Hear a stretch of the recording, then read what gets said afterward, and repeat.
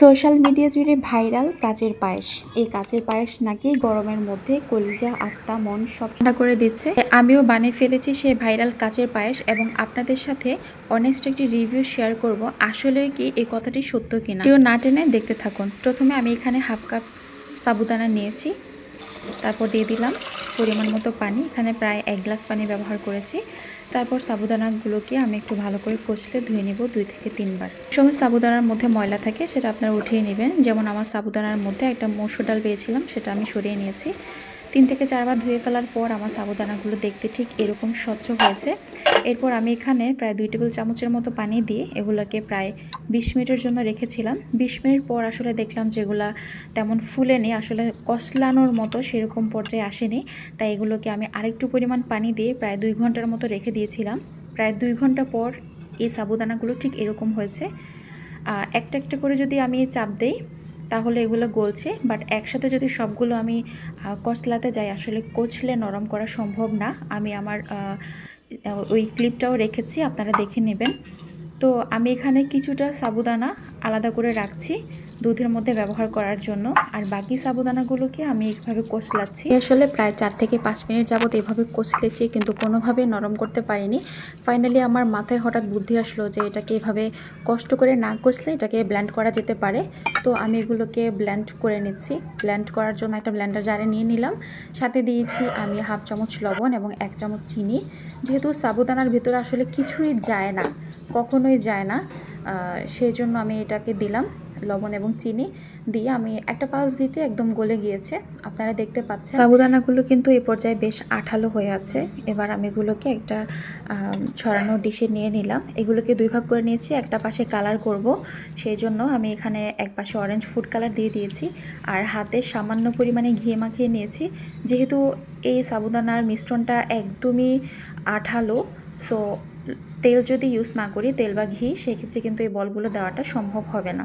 তো আমি একটু ঘি মাখিয়ে সুন্দরভাবে এগুলোকে গোল গোল করে বানিয়ে নিচ্ছি। আপনারা আপনাদের পছন্দ মতো বানিয়ে নিতে পারেন। বলগুলো বানানো ভীষণ সহজ, আমার তো খুবই ভালো লাগছিল। এই ভাইরাল কাচের রসমালাই বানানোর সবচেয়ে কঠিন পার্ট হচ্ছে সাবুদানাগুলোকে কচলে নরম করা।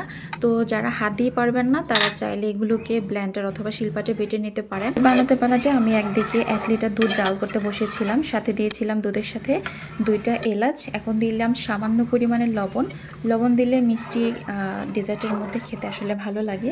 আর এখানে দিয়েছিলাম আমি 1 চামচ, বড় চামচে 1 চামচ চিনি। এখানে প্রায় 1/4 কাপ হবে। যদি চিনির পরিমাণটা একটু কম মনে হয় সেক্ষেত্রে আমি আরেকটু বাড়িয়ে দেব। আর চিনির পরিমাণটা অবশ্যই আপনারা আপনাদের টেস্ট অনুযায়ী বাড়িয়ে অথবা কমিয়ে দিতে পারেন। তো দুধগুলোতে যখন 2টা বলক উঠেছে সে পর্যায়ে আমি চুলার জালটাকে কমিয়ে দিয়েছি, কমিয়ে বাকি সবগুলো বল দিয়ে দিলাম।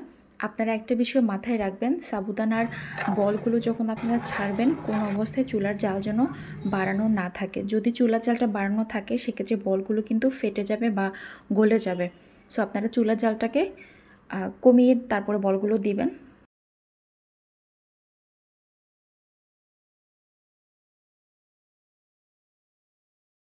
কিছু মিলিয়ে আমার জাল করতে টোটাল প্রায় 30 মিনিট সময় লেগেছে।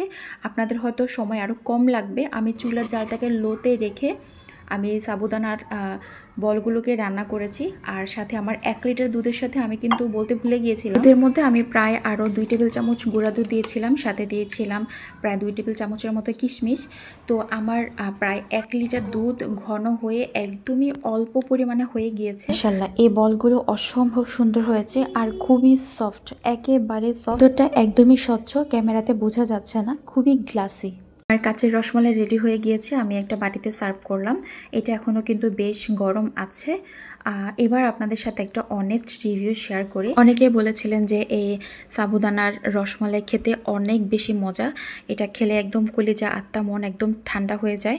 এটা আসলে ভুল কথা। এই যে দুধটা আমি জাল করলাম, এই দুধটা 1 লিটার দুধ জাল করে প্রায় এখানে 250 গ্রাম বা 300 গ্রামের মতো হবে। এই দুধটা আসলে ভীষণ মজা।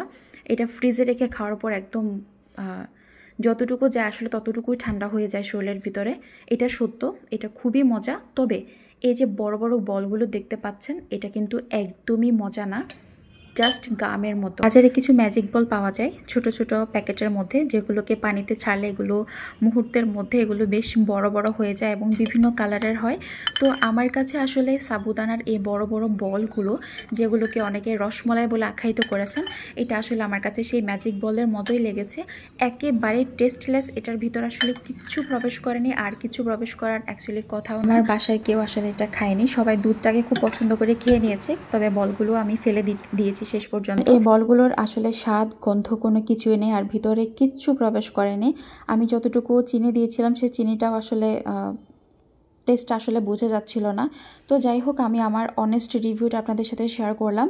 যে সাইজে বানিয়েছে এগুলো একদম রসমলাইয়ের সাইজ, তবে আমার কাছে মনে হয়েছে এই বলগুলো যদি আরও ছোট ছোট করে বানানো যেত, মানে একদম ছোট ছোট করে, সেক্ষেত্রে হয়তো বা ফ্রিজে রাখার পর এই বলগুলো খেতে ভালো লাগতো। সোশ্যাল মিডিয়া জুড়ে ভাইরাল এই কাঁচের রসমালাই সবাই ট্রাই করছে, তাই আমিও ট্রাই না করে পারলাম না। আসলে ভাইরাল বলেই আমরা অনেক কিছু ট্রাই করি, তবে ভাইরাল সব কিছুই যে ভালো হয় সেটা আসলে এটা ভুল কথা। এটার বাস্তব প্রমাণ হচ্ছে এই কাচের পায়েস। রেসিপির একটা ভালো দিক হচ্ছে বানানোটা খুবই সহজ, আর দেখতে আসলে অনেক বেশি সুন্দর। কষ্ট করে বানিয়ে যদি একটা জিনিস নাই খাওয়া যায়, তাহলে সেই জিনিসটা ট্রাই করার আসলে কোনো প্রয়োজন আছে বলে আমার মনে হয় না। বলেছেন এই রসমালাইটা ফ্রিজে রাখলে বলগুলো শক্ত হয়ে যায়। পারফেক্ট ভাবে সাবুদানাটা মাখতে পারলে এই বলগুলো ফ্রিজে রাখার পরেও একদমই নরম থাকবে। আমার আজকে ভিডিওটি আপনাদের কাছে কেমন লেগেছে অবশ্যই কমেন্ট করে জানাতে ভুলবেন না। সবাই ভালো থাকবেন, ধন্যবাদ।